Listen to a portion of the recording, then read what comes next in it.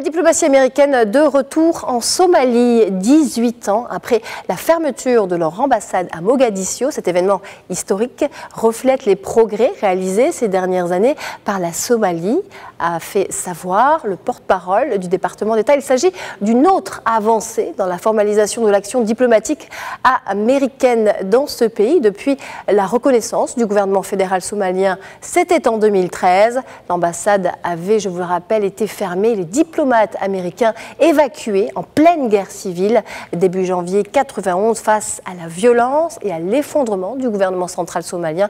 Écoutez à ce sujet l'analyse de Alain Charret. Il est expert en sécurité internationale. Il est certain que la réouverture d'une ambassade américaine dans la capitale somalienne est avant tout un signal fort.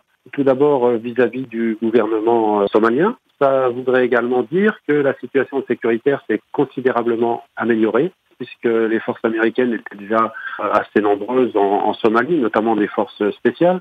Les forces aériennes également menaient des actions régulières contre les islamistes somaliens. Donc c'est avant tout une démarche politique et diplomatique, bien sûr, puisque cela faisait maintenant près de 28 ans que l'ambassade américaine avait fermé suite aux événements que l'on connaît.